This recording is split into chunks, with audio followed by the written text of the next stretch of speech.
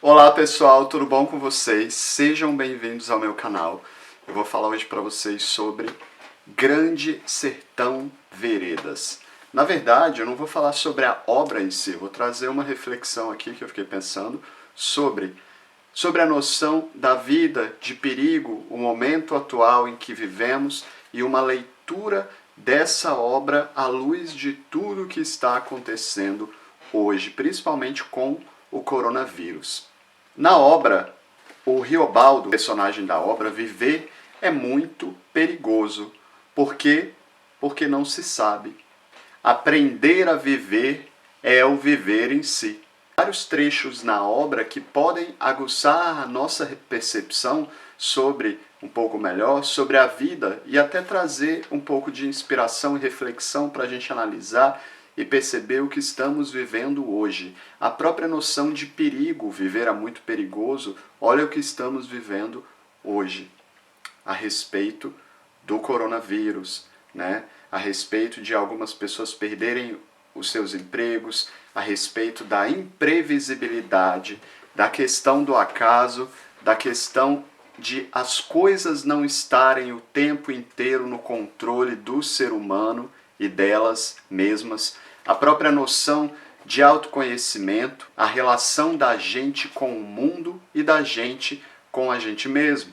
E inclusive essa obra já foi traduzida para várias outras línguas e ela é reconhecida internacionalmente em alguns países, na Alemanha, por exemplo. E por quê? Não há sertão na Europa, por exemplo. Mas há um grande sertão dentro de todos nós. Nesse sentido, na obra, o viver, saber viver, na verdade, é o viver no sertão.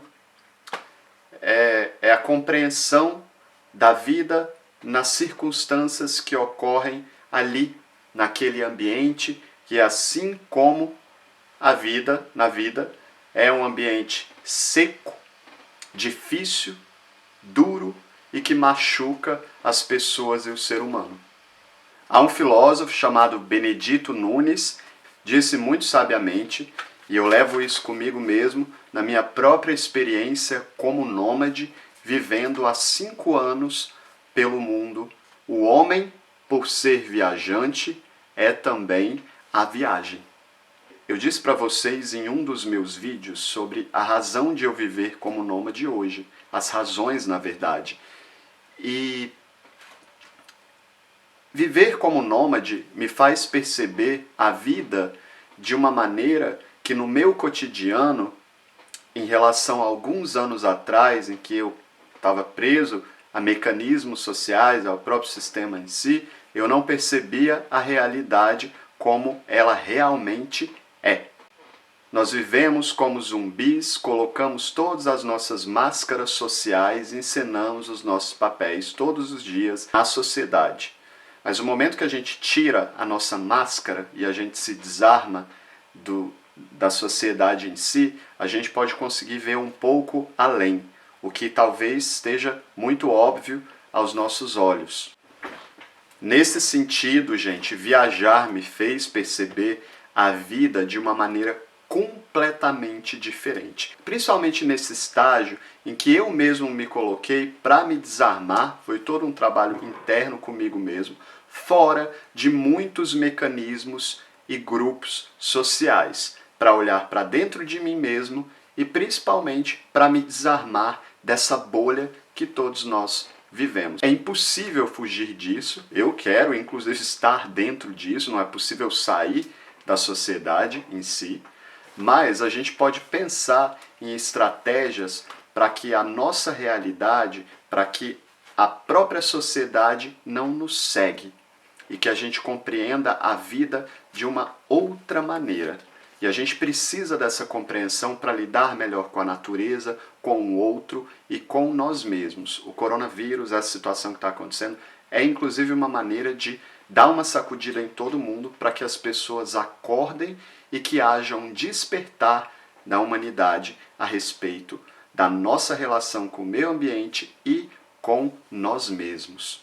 Essa frase desse filósofo que eu mencionei sobre a viagem, sobre O homem, por ser viajante, é também a viagem, remete à ideia de que a maior viagem é a viagem também interna. E isso está muito presente na obra. Eu vou trazer para vocês aqui algumas reflexões sobre isso. Talvez seja um pouco difícil em um primeiro momento ler a obra. Mas essa que é a questão. A gente tem que sair da nossa zona de conforto e ler outro tipo de coisa além do que a gente está acostumado e não ter preguiça de pensar ou não se deixar ser levado por alguns conhecimentos que nos são convenientes, em vez de forçar um pouquinho a mente, parar, pensar, usar o cérebro e ler outras coisas que nos desarmem, que nos levem a outros caminhos. Mesmo que a nossa cultura faça piada disso, diga que autoconhecimento é conversa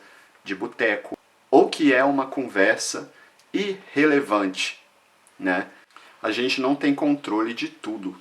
A gente não pode achar que tudo que aparece na travessia da vida, do rio, é um impedimento em si. A gente não pode ficar assustado com isso, como se isso fosse interromper a nossa própria vida.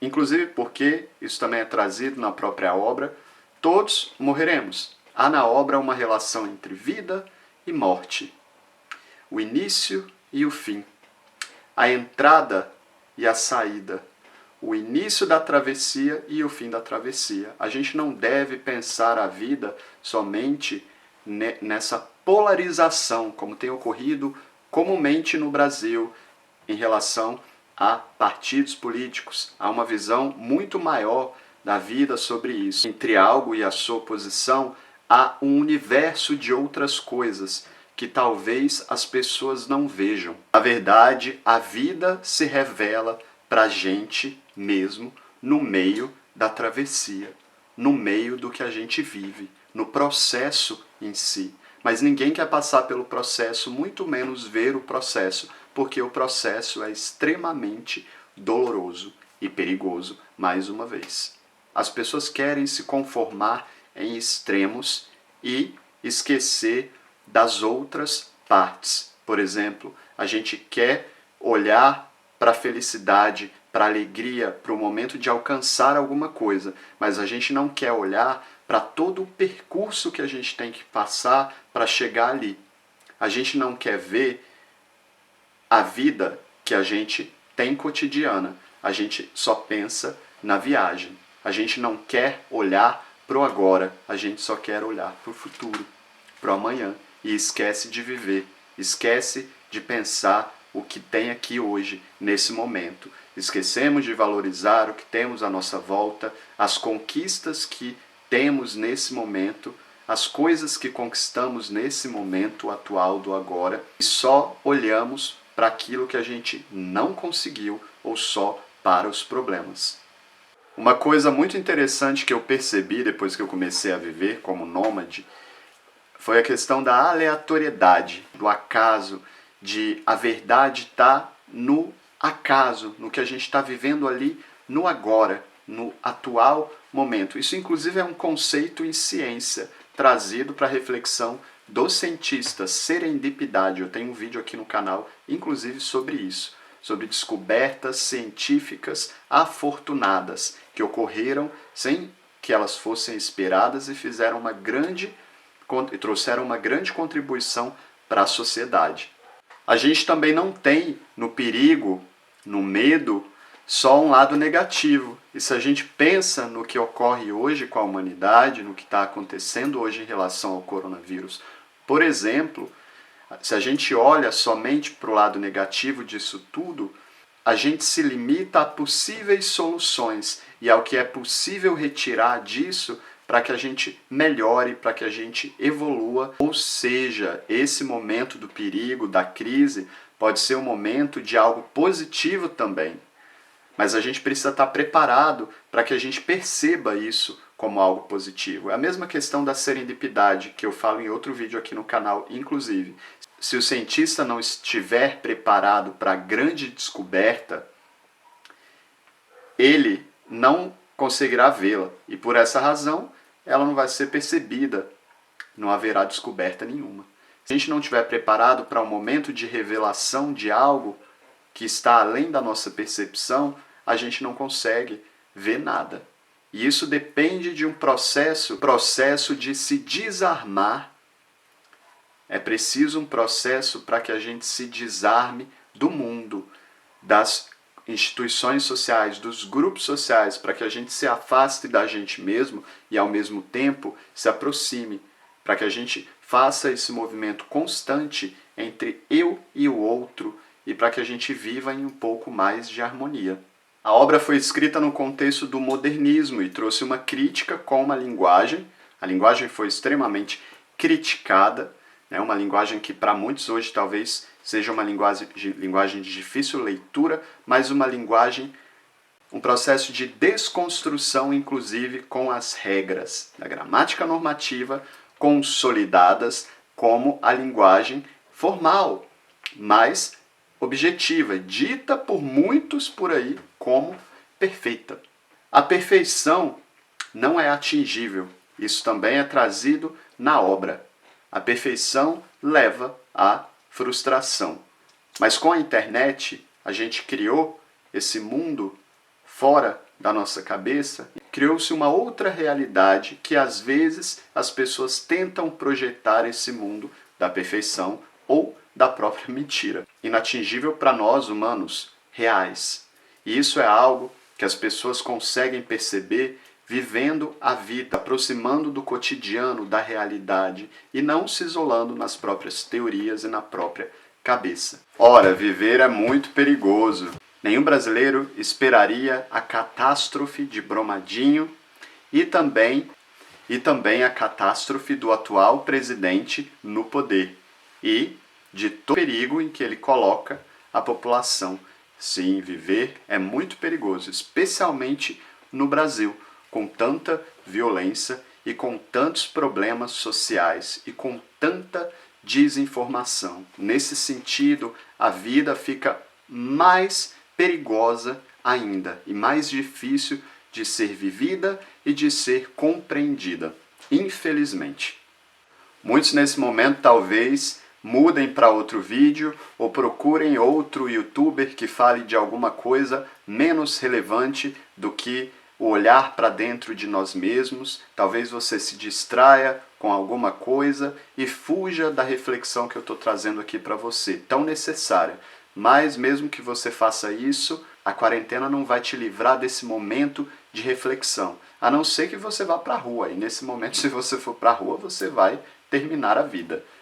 O mais difícil da vida talvez não seja nos mantermos no nosso próprio propósito, nos mantermos nesse lado polarizado aqui do que é bom em oposição ao que é ser ruim, ou na sanidade em oposição ao que é ser louco, afinal, o que é loucura, afinal, o que é ser bom, o que isso implica na sociedade, o que isso implica para você. A dificuldade mesmo é definir, talvez, o que a gente queira da vida. Ter o poder de ir até o rabo da palavra, como ele diz. Lembra que eu falei para vocês de Chapeuzinho Vermelho? Chapeuzinho Vermelho sabia o que queria ou não? Essa não foi e não será a primeira pandemia. Já vivemos outras pandemias. A humanidade já viveu guerras. Mas mesmo com todas as sacudidas, a gente não aprende. Nós somos reféns da nossa própria história e repetimos a mesma história todo o tempo. A vida, infelizmente, foi feita para os mais fortes e para os mais teimosos. A gente também quer sempre buscar uma resposta ao culpado na vida. A gente se esquece que às vezes as coisas fogem ao nosso controle. Como eu disse anteriormente, a gente não tem controle ou poder sobre tudo. Às vezes as coisas simplesmente acontecem na aleatoriedade e a gente não pode fazer nada sobre isso. Às vezes a gente se perde buscando por uma resposta e os problemas se resolvem sozinhos na própria vida. Nós somos um acidente chamado seres humanos. E não é por acaso que a gente tem na nossa Constituição, todo ser humano tem isso, cálcio é formado de cálcio e seus ossos, e isso nos remete a um olhar para o céu. Shakespeare já dizia: há muito mais do que a gente pensa entre o céu e a terra. Não é por acaso que, a respeito do universo, a gente tem na nossa composição, nós somos feitos da mesma coisa que as estrelas. Viemos de onde? Não é de hoje que o ser humano tenta encontrar respostas sobre a vida olhando para o céu. Os antigos tentaram estabelecer essa relação, a própria astrologia traz essa reflexão para nós, a própria astronomia trouxe isso para nós em forma de ciência, de conhecimento científico. Viver é muito perigoso, sempre acaba em morte.